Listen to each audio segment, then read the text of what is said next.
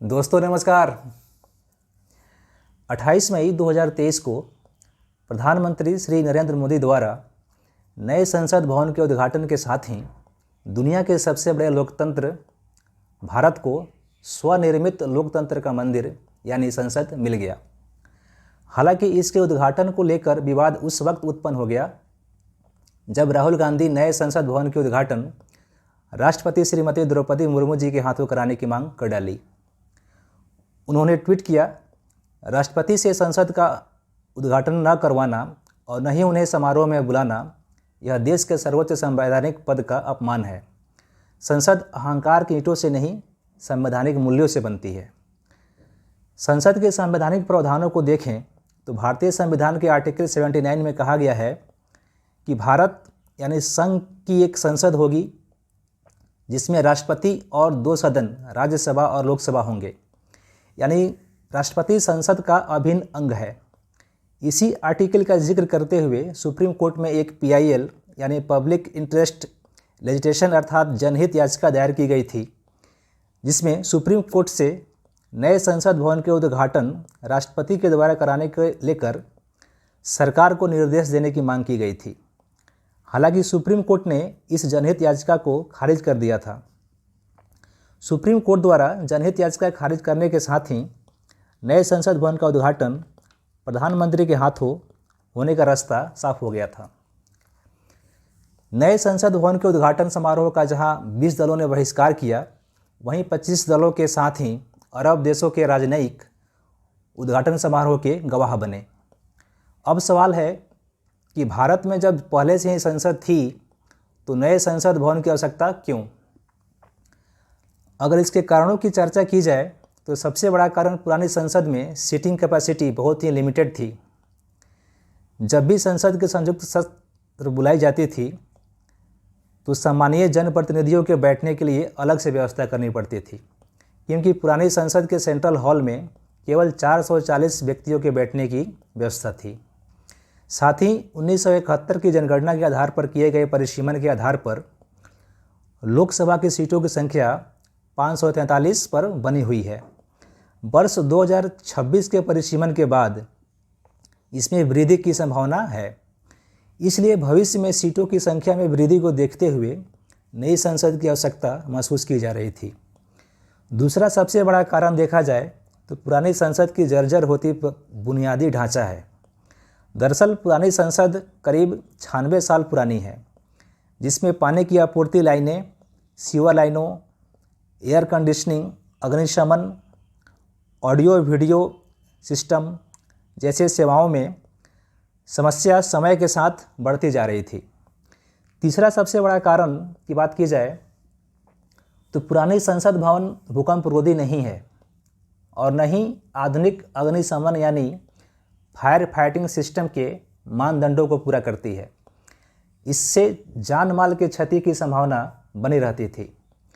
चौथे कारण की बात की जाए तो पुरानी संसद की टेलीकॉम इंफ्रास्ट्रक्चर और टेक्नोलॉजी काफ़ी पुरानी है। सभी हॉल में साउंड सिस्टम में बड़े सुधार की आवश्यकता थी। अगर पांचवें कारण की बात की जाए तो पुरानी संसद तब बनी थी जब दिल्ली सिस्मिक जोन 2 यानी भूकंपीय क्षेत्र 2 में थी। चूँकि अब दिल्ली सिस्मिक जोन 4 में है, इसलिए संसद को भूकंप रोधी होने की आवश्यकता बढ़ गई थी, ताकि भूकंपीय आपदा की स्थिति में जान माल की हानि कम से कम हो। गौरतलब है कि नई संसद की आवश्यकता पूर्व प्रधानमंत्री श्री नरसिंह राव तथा पूर्व लोकसभा अध्यक्ष श्रीमती मीरा कुमार के समय से ही महसूस की जा रही थी, परंतु इसको मूर्त रूप देने का काम पूर्व लोकसभा अध्यक्ष श्रीमती सुमित्रा महाजन तथा वर्तमान लोकसभा अध्यक्ष श्री ओम बिरला और प्रधानमंत्री श्री नरेंद्र मोदी के कार्यकाल में हुआ। नई संसद बनने की राह में कई अड़चनें आई। सबसे पहले विपक्ष ने इसका विरोध किया। कुछ लोगों ने पुराने संसद में ही मॉडिफिकेशन की बात की, परंतु संसद भवन के मूल डिजाइन का अभिलेख या दस्तावेज ब्रिटिश सरकार ने आज़ादी के समय भारत को नहीं सौंपा। इसके चलते इसमें मॉडिफिकेशन संभव नहीं है। नए संसद के निर्माण को लेकर मामला सुप्रीम कोर्ट में ही पहुंचा, लेकिन सुप्रीम कोर्ट ने सरकार के पक्ष में फैसला दिया और नई संसद के निर्माण की अड़चनें खत्म हो गई। इसके बाद वर्ष 2019 में केंद्रीय आवास एवं शहरी विकास मंत्रालय द्वारा सेंट्रल विस्टा पुनर्विकास परियोजना के तहत नई संसद भवन बनाने की परिकल्पना की गई तथा 10 दिसंबर 2020 को प्रधानमंत्री श्री नरेंद्र मोदी द्वारा नई संसद भवन के शिलान्यास के साथ ही इसका निर्माण कार्य शुरू हो गया। सेंट्रल विस्टा दिल्ली में इंडिया गेट से लेकर जो रास्ता राष्ट्रपति भवन तक जाता है, अर्थात कर्तव्य पथ के पूरे इलाके को सेंट्रल विस्टा के नाम से जाना जाता है। इस इलाके में राष्ट्रपति Bhavan, Sansad Bhavan, North Block, South Block, India Gate, National Archive of India समेत कई बिल्डिंग हैं। इन्हें सामूहिक रूप से सेंट्रल विस्टा कहा जाता है। सरकार सेंट्रल विस्टा के कई इमारतों का रिनोवेशन यानी नवीकरण कर रही है। इसी के अंतर्गत नई संसद भवन का निर्माण किया गया है। अब जबकि दुनिया का सबसे बड़े लोकतंत्र का नया मंदिर यानी संसद अपनी दिव्यता एवं भव्यता का छटा पूरी दुनिया में बिखेर रहा है, आइए जानते हैं आखिर क्या खास है नए संसद भवन में। नया संसद त्रिकोणीय आकार का है, जिसका डिजाइन मध्य प्रदेश के विदिशा के ऐतिहासिक विजय मंदिर से मिलती है। अब नया संसद का आकार त्रिकोणीय क्यों है? परियोजना के वेबसाइट के अनुसार त्रिकोणीय आकार मैक्सिमम स्थान उपयोग सुनिश्चित करने के लिए किया गया है। नया संसद 4 मंजिला है और इसमें 3 मुख्य द्वार हैं, जिसे ज्ञान द्वार, कर्म द्वार और शक्ति द्वार नाम दिया गया है। नई संसद में लोकसभा को राष्ट्रीय पक्षी मोर तथा राज्यसभा को राष्ट्रीय फूल कमल के थीम पर बनाया गया है। नई संसद को भविष्य की ज़रूरतों के हिसाब से बनाया गया है, जिसमें लोकसभा में 888 तथा राज्यसभा में 384 सदस्यों के बैठने का प्रावधान किया गया है। साथ ही संयुक्त सत्र की स्थिति में 1224 सदस्य एक साथ बैठ सकते हैं। नई संसद को निर्धारित सिस्मिक जोन 4 यानी भूकंपीय क्षेत्र 4 के दिशा निर्देशों के अनुसार विशेष रूप से डिजाइन किया गया है तथा यह 7 से 9 तीव्रता वाले भूकंप को झेल पाने में सक्षम है।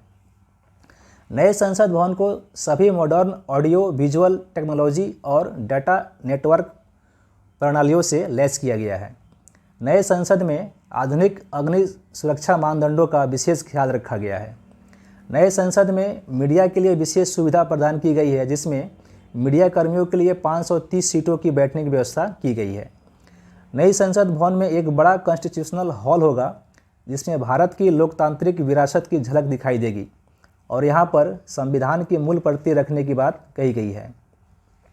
नई संसद भवन डिजिटल संसद की तरह होगी, जो आर्टिफिशियल इंटेलिजेंस के जरिए स्पीच टू टेक्स्ट रूपांतरण की सुविधा से लैस होगी, ताकि संसद की कार्यवाही की प्रतिलिपि संविधान की 8वीं अनुसूची में शामिल 22 भाषाओं में तुरंत उपलब्ध हो सके।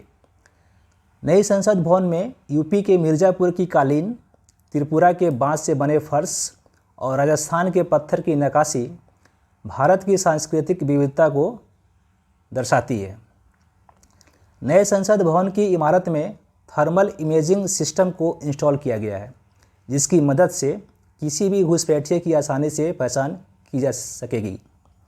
साथ ही फेस रिकॉग्निशन सिस्टम को और 360 डिग्री कैमरों को लगाया गया है, जिनकी मदद से सुरक्षाकर्मी चप्पे चप्पे की निगरानी कर सकेंगे। नई संसद भवन में लोकसभा अध्यक्ष यानी स्पीकर के आसन के पास ही ऐतिहासिक सेंगोल को स्थापित किया गया है। बताया जा रहा है कि भारत के प्रथम प्रधानमंत्री पंडित जवाहरलाल नेहरू जी ने सेंगोल को 14 अगस्त 1947 को अंग्रेज़ों से भारत की सत्ता हस्तांतरण के प्रतीक के तौर पर स्वीकार किया था, जिसे बाद में नेहरू जी ने इलाहाबाद म्यूजियम में स्थापित करवा दिया था। दरअसल सेंगोल की ब्रीफ हिस्ट्री देखी जाए तो सेंगोल भारत की प्राचीन आध्यात्मिक परंपरा से जुड़ा है। इसका संबंध 8वीं सदी के चोल साम्राज्य से है। सेंगोल तमिल शब्द सेम्मई से लिया गया है, जिसका अर्थ है नीति परायणता। सेंगोल ग्रहण करने वाले व्यक्ति को न्यायपूर्ण और निष्पक्ष रूप से शासन करने का आदेश होता है। नए संसद भवन का निर्माण टाटा प्रोजेक्ट लिमिटेड द्वारा किया गया है एवं इसका डिजाइन बिमल पटेल ने किया है तथा इसके निर्माण पर करीब 971 करोड़ रुपये खर्च होने की बात की गई है। और इसकी कुल एरिया की बात की जाए तो यह 64,500 वर्ग मीटर में फैला है, जो पुरानी संसद से करीब 3 गुना ज़्यादा है। नए संसद में समुद्र मंथन की कलाकृति बनाई गई है, जो भारत की पुरातन संस्कृति को दर्शाती है। साथ ही नए संसद में अखंड भारत का एक नक्शा भी उकेरा गया है। इसमें ईरान और अफगानिस्तान की सीमा से बांग्लादेश तक अखंड भारत के रूप में दर्शाया गया है। नक्शे के सामने एक पत्थर की पुरानी लिपि का शिलालेख रखा गया है। नई संसद दिल्ली के केंद्र में एक आधुनिक वास्तुकला का एक तरह से जीवंत उदाहरण है। उम्मीद की जानी चाहिए नया संसद दुनिया में लोकतंत्र की जननी और दुनिया के सबसे बड़े लोकतंत्र होने के नाते वैश्विक लोकतंत्र में अमिट छाप छोड़ेगा। दोस्तों, यह वीडियो आपको अच्छी लगी हो तो इसे लाइक और शेयर करें तथा मेरी आने वाली वीडियो के लिए मेरे चैनल घनश्याम प्रजापति को सब्सक्राइब करें। मिलेंगे नेक्स्ट वीडियो में। नमस्कार।